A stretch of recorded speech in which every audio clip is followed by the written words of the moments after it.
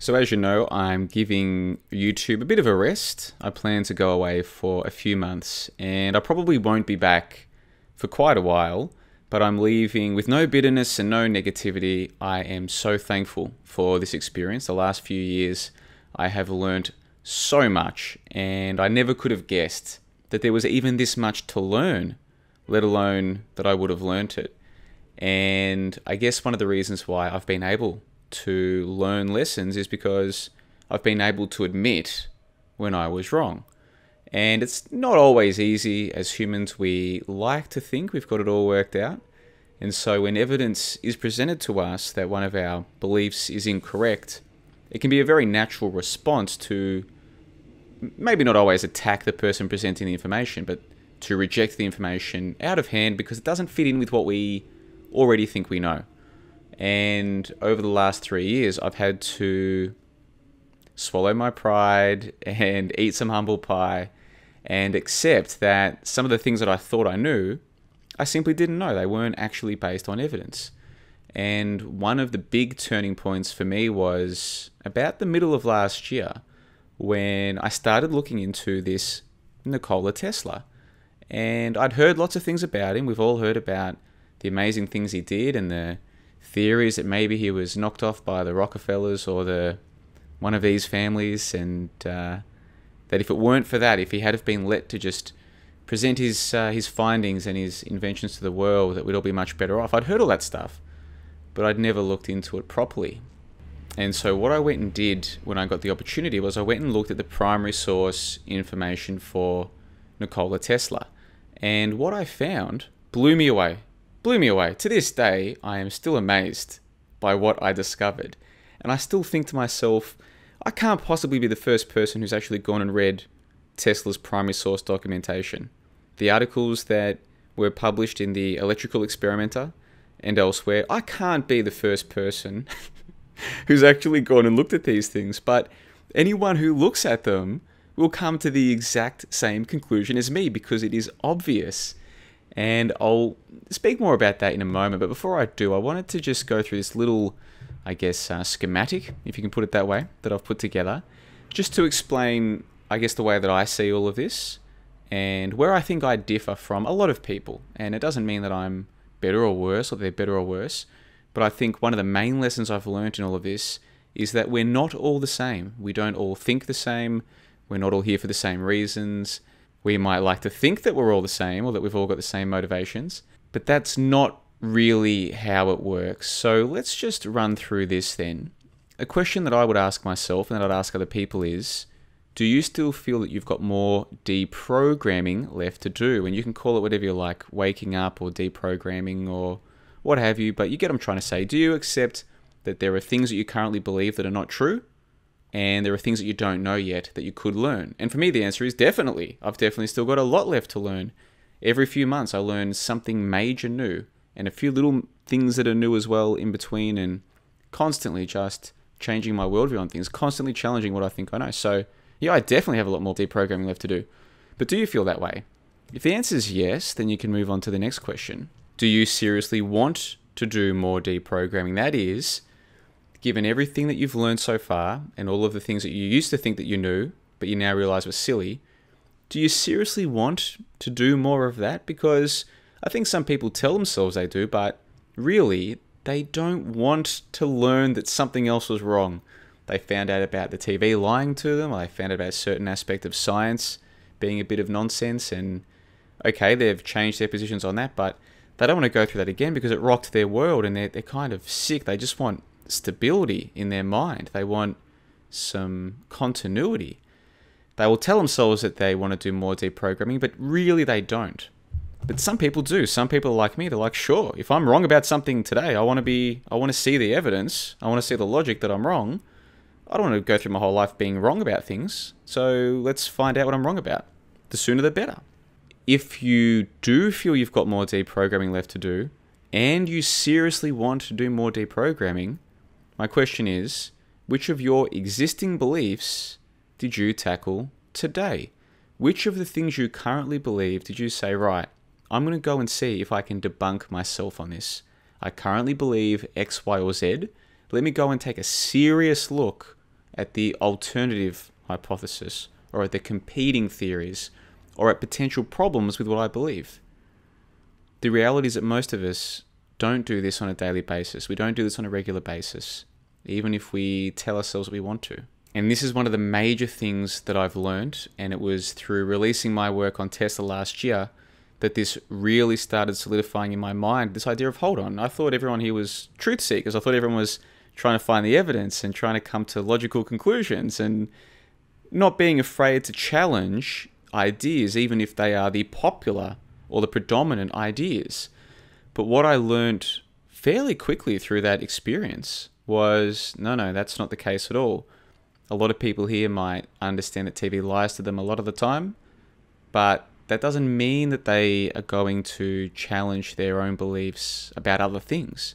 In fact, they'll accept what the TV has to say if it is about one of their deities. And of course, we've got the History Channel now and a lot of mainstream television, even films now with people, who is it, Hugh Jackman? Hugh Jackman, who is also Wolverine, stars in some film that involves Nikola Tesla. I think Hugh Jackman might even be the Tesla character in that film. If he's not, somebody else is, but this is a major Hollywood film. So this idea of Tesla, I went and watched the film Synchronicity recently because I've been looking into synchronicities and synchromysticism and these things. I went and watched a film called Synchronicity maybe 4 weeks ago. And this was not a major film. I think it was made in 2015, but it's big enough. Even that has a Nikola Tesla element to its narrative. So Tesla is this huge thing that's being pushed by television and by movies. And so even people who understand that TV can lie about the Boston bombings, they still are going to say, no, we know Tesla's real because of, we saw it on TV or a YouTuber talked about it or whatever. Very, very few people came to me and said, hey man, I went and had a look at the primary source evidence for myself and you're right. The primary source evidence includes Tesla claiming that he can talk to Martians and that he can pass the power of an entire hydroelectric dam through his chest like Superman. That's actually the primary source documentation of this Tesla guy. You're 100% right. I haven't had anyone do that.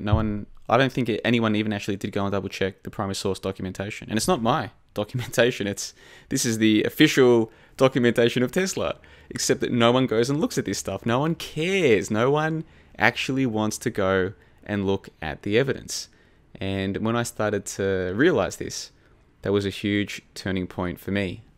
I use this meme now, this written out of the history books, but promoted by Hollywood. A lot of people believe this. They're like, no, Tesla is the good guy. He was written out of the history books, or, we've been lied to about him. It's like, guys, he's in Hollywood films. He's presented as this amazing man in Hollywood films and on the History Channel. Do you not find that at all conspicuous? Or how about the fact that he died in the 1940s and there's literally zero video footage of him?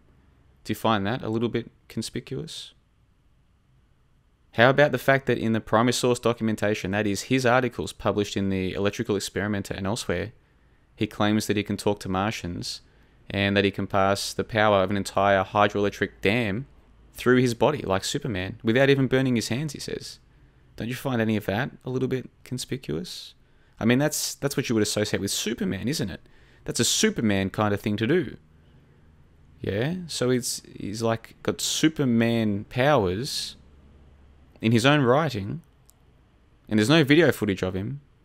And a lot of his writings are from the Electrical Experimenter, which was run by a guy called Hugo Gernsback, the man after whom the Hugos are named. So if you are a great science fiction writer today, you want to win a Hugo. Why is that? Why is it called the Hugos? Why the science fiction was it called the Hugos? Well, they're named after Hugo Gernsback. And it was in his publication that a lot of Tesla's writings appeared. So you got a man where there's no video footage of him. His writings appeared in a science fiction writer, such a prolific science fiction writer and publisher that the science fiction awards are named after him. And the stories we were given involve superhuman tales. And this guy's being pushed by mainstream media to this day, History Channel and films and this kind of thing. Really, you're not even willing to just go and check? Like, really? Could it be any more obvious what's going on here? And of course, some people watching this, it is obvious. It's just as obvious to them as it is to me. It's like, okay, so we're dealing with another nonsense story, just like so many stories of today. But a lot of people in this scene, this is no nonsense story. I'm committing heresy right now. This is blasphemous. I am challenging a narrative they bought into possibly the first alternative, so-called alternative theory they ever bought into might have been Tesla. And right now I'm hurting their feelings, and that's not what they're here for. They're not really here to deprogram. They don't seriously want to deprogram, and they're not going to tackle their existing beliefs. That's the vast majority of people here. And what I've come to realize is that doesn't make them bad people, and it doesn't make them even necessarily stupid. They're just people. People are people, humans are humans. The vast majority of humans just want to believe tomorrow what they believe today, no matter what they say. They want to believe tomorrow what they believe today. They want continuity and stability in their outlook and their worldview. They might have changed their mind about one or two topics in the past, maybe even major topics, but they've only got so much stamina for that. You know, it's like a boxer. You know, boxers only have so many real fights in them, and then they're done. And it's not just because of natural aging, like all athletes. You can only take so many punches to the head, and every time you change your worldview on a topic that's important to you, that is like a punch to the head. It's a punch to the mind. It's a punch to the psyche. And the average person only has so much stamina for that. And then that's it. And that's pretty much stuck that way.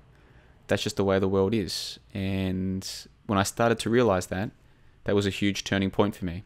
So if you are one of the people who wants to keep believing in Tesla, I say do that. I say whatever makes you happy. That's really what we're all here for. We all want to be happy. But those of you who are willing to look at the evidence, I went and did all the primary source research. I present it. There's a podcast here. Go and check it out. I provide links to the primary source documentation. Don't take my word for it. Go and read it for yourself. If you go and read it for yourself, you won't need me to tell you anything. You'll work it out pretty quick what's going on here. Like I said, 1940s, he died, but there's no video footage of him. His writings appeared in a science fiction writer's publication. Superhuman strength passing electricity through his body. These aren't my words, these are his. Go and check it out. Go and have a look for yourself if you're interested. But I've come to realize most people aren't interested, and that's why most of the stuff I do these days I'm putting on my website where I know people are interested.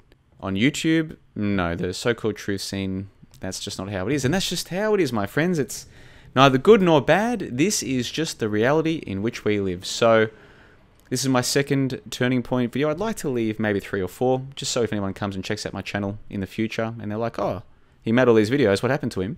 Hopefully they check out these turning points. They can get a better idea of what I've learned and why I'm so thankful for my time here, but also why eventually I felt it was time to move on to greener pastures, more rewarding and productive pastures, and surround myself, even with a much smaller audience, people who are a bit more like me. I think it's important that we are around people who have similar sentiments to us when it comes to the importance of learning and challenging beliefs and this kind of thing.